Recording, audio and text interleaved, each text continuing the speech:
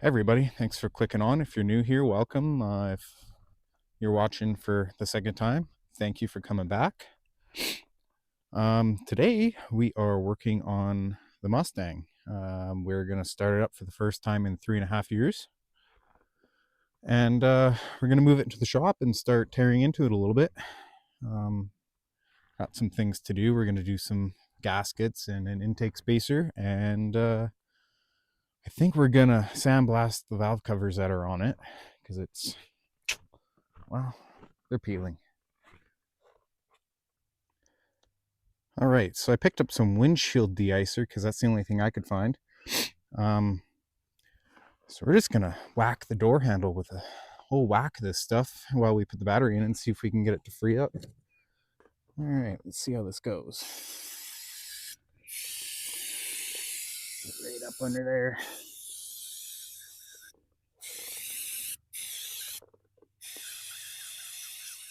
Stuff smells fantastic. All right. Torque to spec. Let's see how she goes, if we can get in it. Oh, just money.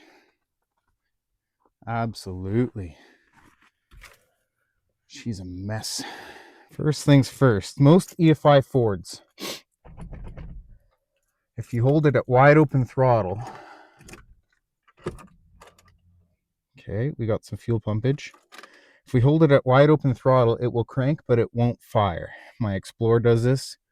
My fiance's Raptor does this. My F-150 did this. And I know for a fact this car does it. My Shelby also did it. So we're going to build some oil pressure.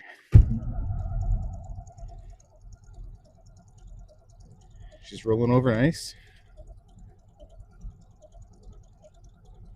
We're going to wait until we see some oil pressure.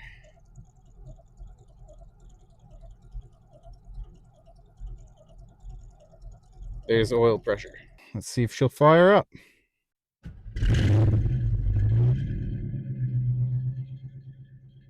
Now I expect it to be ticking a little bit. I'm sure the lifters have bled down some, which it does sound like. So today we're going to pull the upper intake off, valve covers off. I have an intake spacer for it. I have a whole whack of vacuum caps because see this guy, that's healthy. And that's duct tape. So let's let her warm up. It sounds relatively good other than that lifter tick, but again, we're running 2050 and it's -8. So let's see what we can come up with. And as expected, guys, she's quieted down quite a bit. You can hear the alternator. It's a pretty heavy alternator because I'm running that Flexolite fan in there. Let's listen to her for a second.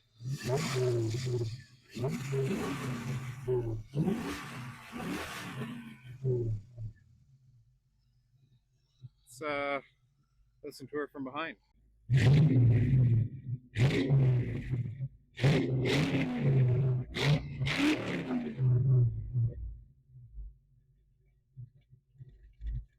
All right, guys, let's see if we can get her to move. I'm hoping that my brakes aren't seized. My rear tires are absolutely bald, and it's slicker than a ditty party out here under this snow sheet of ice. So let's see what we can make happen.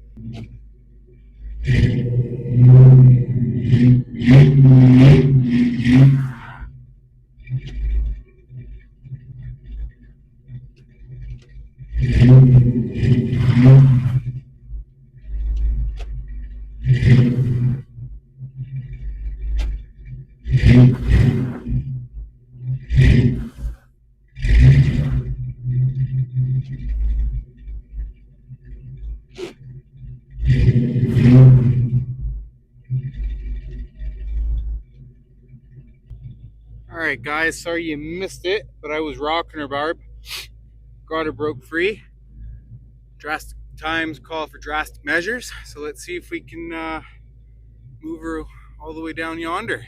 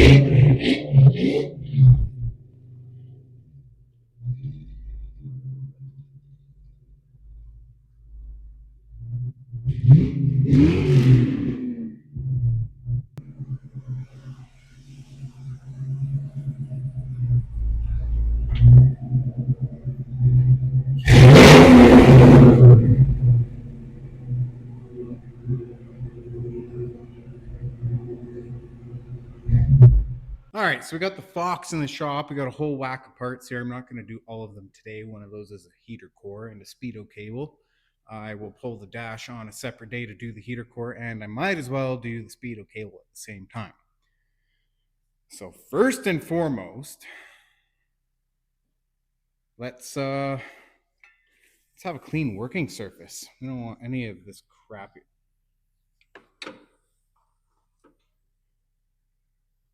I've been looking for this for years. My 8mm. Wild. So let's give her a quick hose down.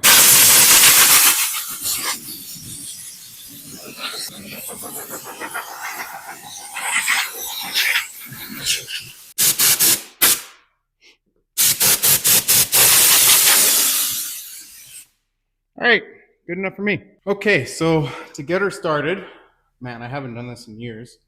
I could get this intake off in under 10 minutes, but we're gonna probably start with hiding these. Actually, you know what? I think we'll keep this bad boy on and go from this side.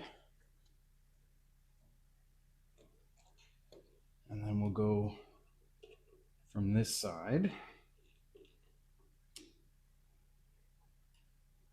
We'll rip this unit out as one piece. If we can.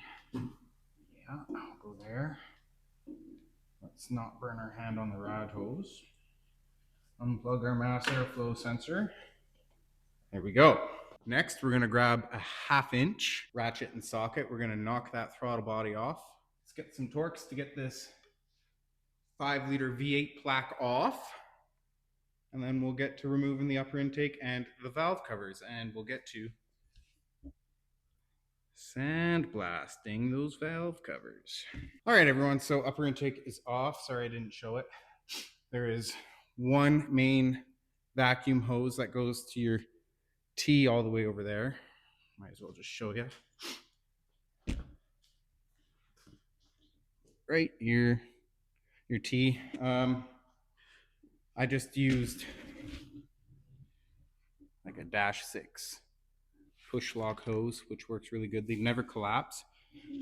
I did have a Velcro gasket in there. I'm surprised at myself for that. As you guys can see, I had a vacuum leak or 2 or 3 or 4 or 5. Not surprising. This thing kind of hunted around a little bit. So valve covers are coming off, and let's take a look at these Scorpion roller rockers. We can, I guess, take this off. No need for that around here right now. All right, everyone, valve cover is coming off. We're going to start with the driver's side just because there's coolant hose there, and I don't want to touch that yet because it's pretty warm. I'm a badass, so I've got ARP valve cover studs. Sick, right? Yep, I know.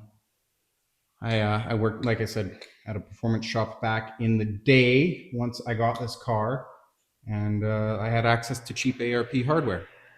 So 11mm or 7/16 will do for these, and I like to use a nut driver for it.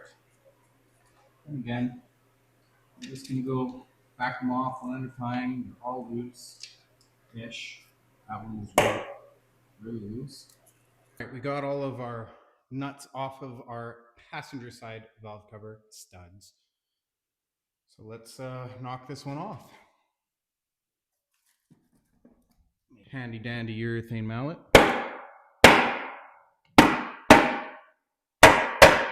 There she goes. Break that $12 reusable rubber gasket that always leaks. Again, that's hot. More than the devil's asshole. Crap, mate. Drop it in there.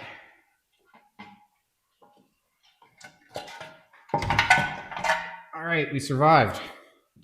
Very good. All right, let's clean the inside of these valve covers off. We got some acetone here. The good stuff. Just gonna put a little slosheroo in there. Pan for gold. Which is looking not too bad. Get a quick wipe. I'll do the skin afterwards, but we're gonna slap these valve covers in the sandblaster and get these guys looking right. Beautiful, right?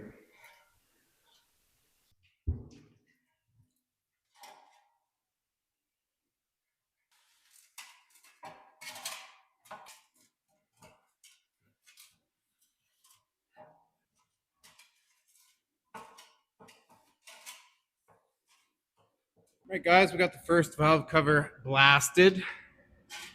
Good enough for what I need.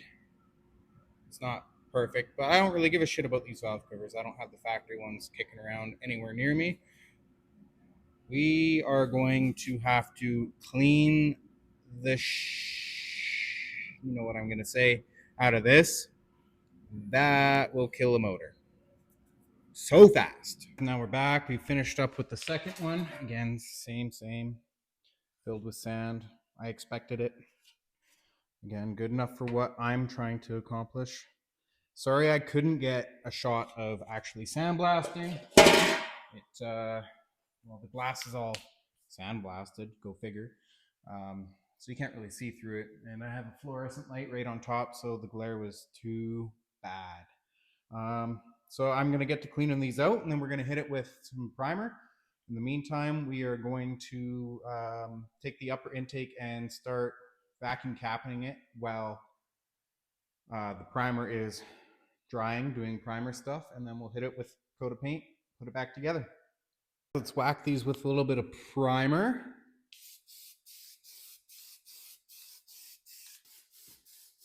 Be sure to paint the inside. Don't actually do that. While our valve covers are drying, the primer is drying, I have here a vacuum cap set. So let's get to pulling all these old crusty caps off and replacing them with new freshies. This duct tape job isn't all that half bad. Damn, I'm impressed. That one might have actually held vacuum. It was quite large. Yeah, you're a freshie. Good on you. And you know what? If something does go there, you can pull that cap right off. So if some of you guys don't already know, I'm basically a backyard professional painter. And if you want to hurry it up, because it's getting late, of course I started this at 3 in the afternoon, here's how you can make your paint and primer dry quicker. Get yourself a little torch and just start licking it.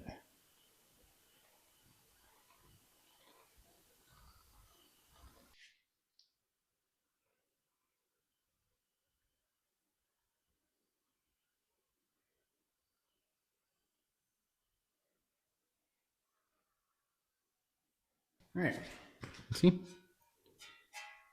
Dry to the touch. All right, guys, both coats of primer are done. Again, licked it with a torch and dry as hell. All right, take two. Let's try this with a new can. Nothing special.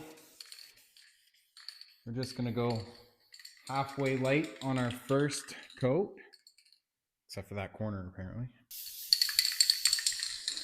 And we go light because if you don't know, light coats will always dry faster than heavy coats.